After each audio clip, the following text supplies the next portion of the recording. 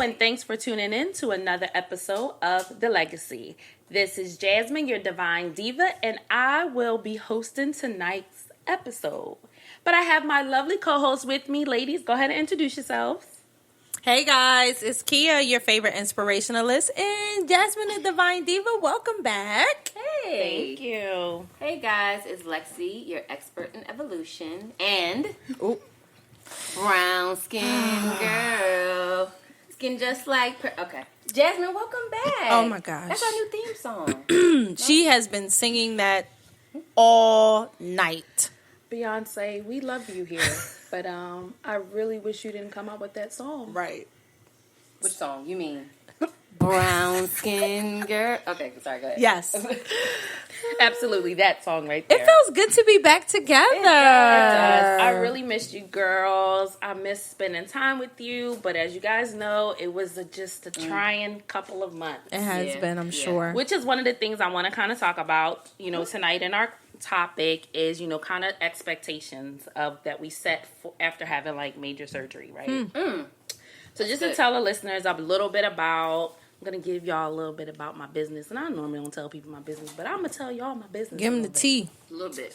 So I have been dealing with a lot of chronic lower abdominal pain. I'm going to say for about 8-9 years. Most of it I thought was just, chalked up to the fact that I've had, before this last surgery, I had 5 prior surgeries before. Wow. I've had 2 ectopic pregnancies. I had... What is an ectopic pregnancy? What is it, in your tubes? So I had one baby that was in my tube on the right side, and then the other baby was behind my uterus and above my rectum. Oh, wow. Now, how did the baby get there? We have no clue. I don't know. I've also suffered from ovarian cyst. I had a cyst on my right ovary that was the size of a fist, and it started to wrap around my fallopian tube, and they had to remove it.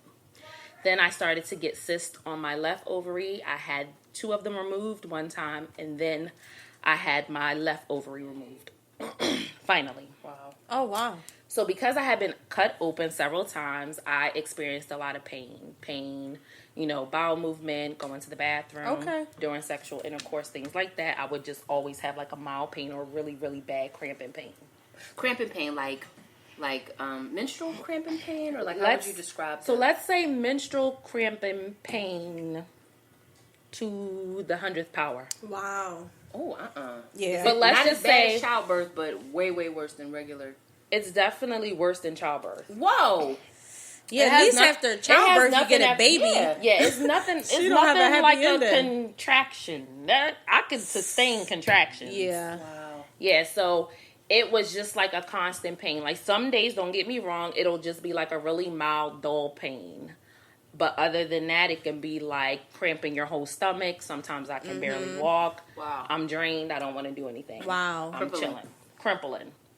Almost to the point that you can kind of be like, I would be like, I'm not interested in any type of sexual nothing. I'm good. You stay in your lane. I stay in mine. Don't touch me. I don't touch you. This is after surgery, or This is prior to my last final surgery. Okay.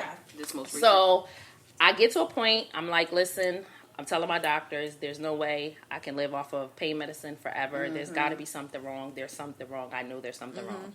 Go see a new OBGYN, and she checks me out. And come to find out, my bladder and my uterus was tender. Now, prior to that, I was already postmenopausal because I had no ovaries. I still had my uterus, but I was already in menopause. She tells me I need to see the bladder specialist. I go see the bladder specialist. My bladder specialist tells me that my bladder does a spasm thing. I have spasms in my bladder. Right. But she needs to go in first. My OBGYN already decided she has to take the uterus out. Whole thing. And that's the full hysterectomy. That will now complete my full hysterectomy, correct? All right, you got to bring them up to speed. Yep. So, I had already had my 2 ovaries removed, which gave me a partial hysterectomy. I was only left still with my uterus and my cervix. Now, I'm having my uterus removed, and I'm having my bladder looked into. Okay, I went into surgery. That's when I was departing, all of you lovely listeners. May the 6th was surgery. During surgery, my bladder specialist went in first. She did a bladder distinction. That's when they fill up the bladder to see and watch it spaz. She did a bladder biopsy. And because I've been cut open several times, they removed scar tissue off of my bladder. Wow. And then she injected medicine into my bladder. Then after she was done, the OBGYN goes in and she removes my uterus. Right. Now, I'm going to tell you guys what my expectation was after surgery was not what it was. So what did you expect? Now, prior to surgery, I'm thinking, hey, they're going to go in. She's going to remove her stuff. The bladder specialist is going to do her thing. And I'm going to probably have 2 bad weeks. And I'm about to say, like, my 4th week, I'm going to really be enjoying this at-home time. I'm going to be enjoying at home because now I'm going to feel like I'm just on vacation. I'm going to put my feet up. I'm going to hang out with the girls. I'm going to have a good time. Read journals, write a book. I'm going to be writing my books. Plans. I'm going to be just having a good old time. That was not the... Now, mind you, my OBGYN, she did kind of warn me. She said the first 2 weeks was going to be bad weeks. And I was like, okay, cool. Like, oh, okay. This is going to be my 6th surgery. I'm not new to surgery. I know what I'm a vet. Yeah. Let's just fast forward. First day after I wake up from surgery, I'm in recovery. It was the worst thing ever. I couldn't go to the bathroom on my own. My back was killing me. I couldn't stand up straight. It just was not working out. Finally, once they get it all together and I'm able to go on my own, they let me come home. And I'm like, yeah, I'm going to be home. Like, okay, this is going to be a piece of cake. Totally the opposite. Though she said the first 2 weeks was going to be bad, the first 2 weeks was like the worst weeks of my life. Wow. I almost felt like I had times where I was like, I shouldn't have got it done. Right. And I could have just dealt with the pain that I was dealing with before. Wow, regretting the surgery. It was just like, no, Jazz, you could, at least you were accustomed and you got used to the previous pain. This was new pain. Right. Because after having the surgery, I get my results back. Because again, as I mentioned, I had a bladder biopsy. And come to find out, number 1, I have a pelvic floor dysfunction. So my pelvic floor muscles isn't strong. They just really weak. I can clench, but I can't relax, which makes issues for when you have to go to the bathroom because your pelvic floor muscles and all of those things kind of work together. So if it is not working, nothing works. Right. Nothing will flow properly, whether it's a bowel movement, whether it's urinating, whether it's trying to have sex. Nothing flows properly. So I have that dysfunction. On top of that, I have a bladder pain dysfunction, which is called interstitial cystitis, right? It's a bladder pain dysfunction. It's a chronic condition which causes bladder pressure, pain, and pelvic pain. What happens with that is I always have persistent urgency to always have to go to the bathroom. I have frequent urination, so up to 60 times a day. Oh, wow. 60. Correct. To go to the bathroom? To go to the bathroom. The most I've been to the bathroom in one day is 24 times. Really? So how do they know, like, what would be the signs, I don't know if they mentioned this to you, between a urinary tract infection and this So it can sometimes be, people can think itself. that it masks itself as a UTI. Okay. Because that's what I'm like, it's, frequent urination is one of the symptoms, but I mean, Yeah. like, there's frequent and there's, wow. Exactly. Yeah. So it can sometimes mask itself as a UTI, but I mean, once you do your urinary tract, your test, Yeah, you the get test. the sample and there's nothing there, then it's like, well, let's look and see what else it could be. On top of that, there is pain and discomfort when my bladder fills up and when it relieves itself. Now, there is no cure for this condition that I have. Wow. It can go into what they say remission, but the symptoms can always come back. There is pain when you do have sexual intercourse. They say women are more diagnosed with this condition than men are. And roughly more, you get it when you're like in your 30s and older. So how do you get it? Is it There's no known factor of how you Genetic? get it. Okay. No known factor or cause of how you get it. Wow. Is it more prominent in black women? No, or they just don't women? say. They don't say what ethnicity of women, but they did say something like red hair. Oh, maybe they did fair skin and red hair. I don't have either. I don't have either. Something you want to... Right?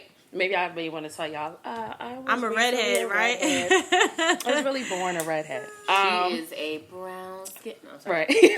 But they also say that it can also be associated with other chronic pain disorders such as irritable bowel syndrome and fibromyalgia. Okay. Right? So it's just a lot. So again, my expectation after surgery was definitely thinking that it would be done. I'm going to be fixed.